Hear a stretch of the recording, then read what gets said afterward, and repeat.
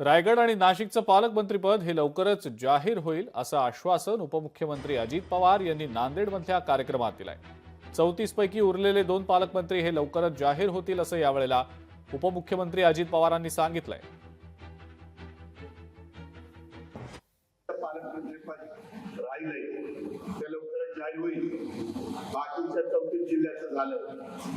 आपल्या नांदेडला अतुल सावे पालकमंत्री आहेत, परभणीला दीक्षा बोर्डीकर आहेत, हिंगोलीला धरण शिरवळ आपल्या पक्षाचे आणि लातूरला शिवेंद्रराजे भोसले, धाराशिवला प्रताप सरनाईक, बीडला अजित पवार, जालन्याला पंकजाताई मुंडे आणि छत्रपती संभाजीनगरला संजय शिरसाट अशा आपल्या 8 जिल्ह्याच्या पुरतं मी बोलतोय। तो माझा विषय नाहीये, तो तिघ नेत्यांचा विषय आहे। मला पालकमंत्री केलं त्याबद्दल मी त्यांचा आभारी आहे। तो माझा विषय नाहीये, तो तिघ नेत्यांचा विषय आहे।